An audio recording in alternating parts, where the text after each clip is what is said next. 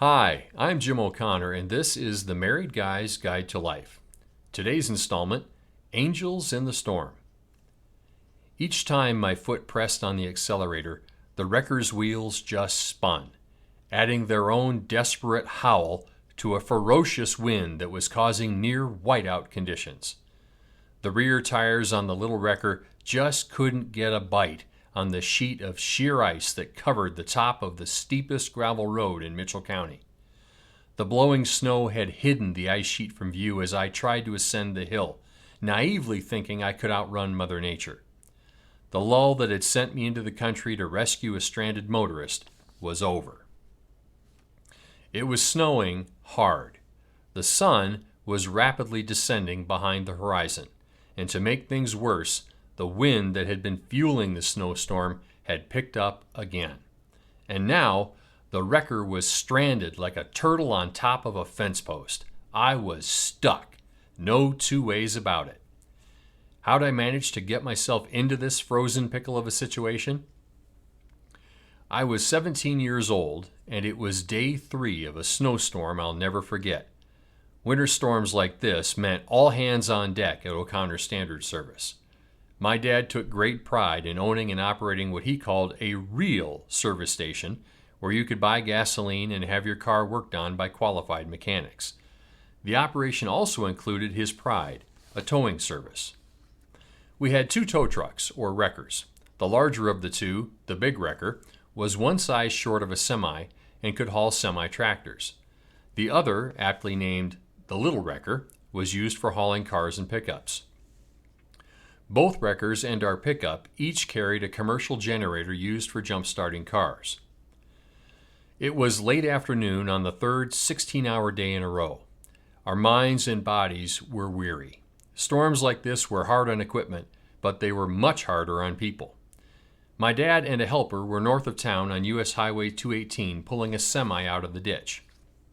Another 2-man crew in the pickup was in town moving from call to call, feverishly attempting to jump-start car engines that were frozen stiff by temperatures in the teens before Mother Nature could cover those same cars in snowdrifts and ice.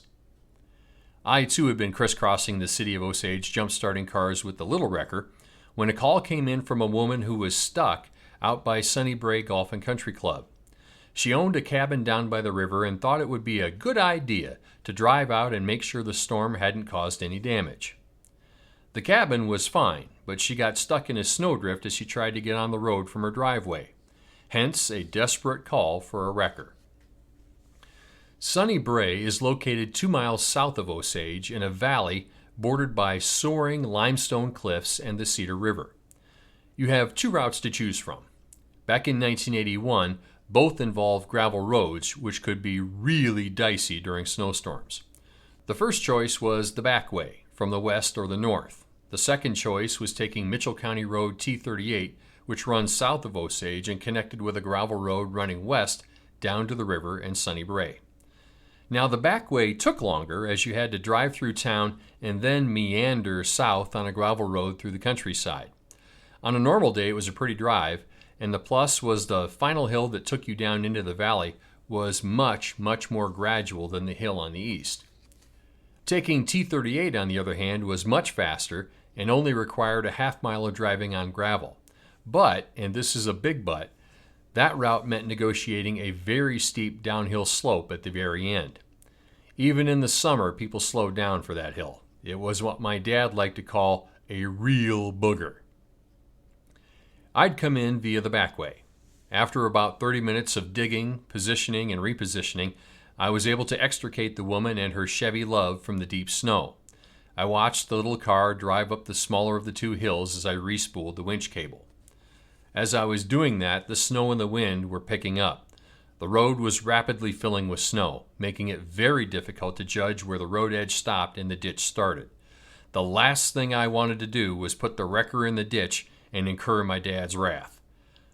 I was already pointed toward the east, so I thought I'd just put it in low gear and let her buck, as Dad always said. That decision had placed me squarely in my current frozen pickle of a situation.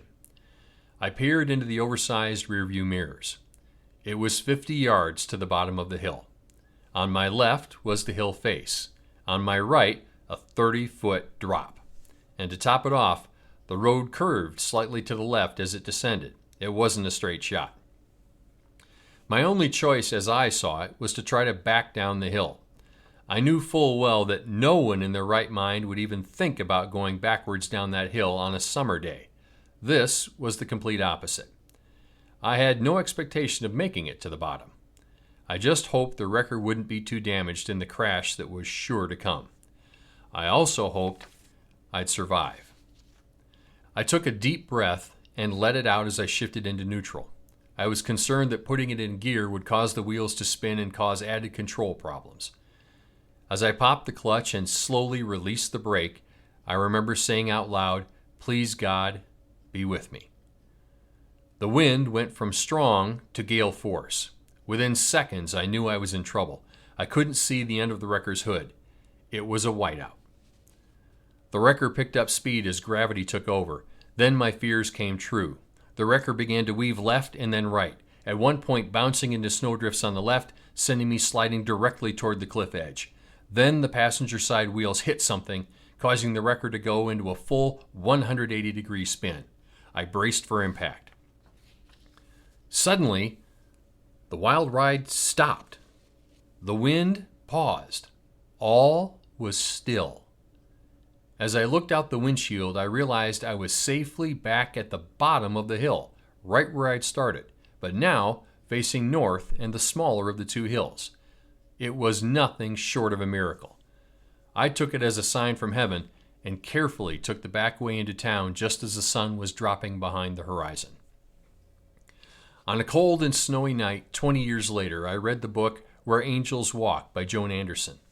The author tells multiple stories about supposed real-life encounters with angels.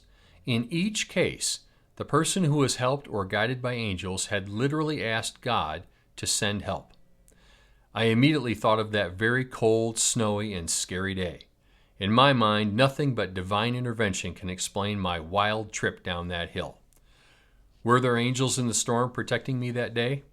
I have no doubt.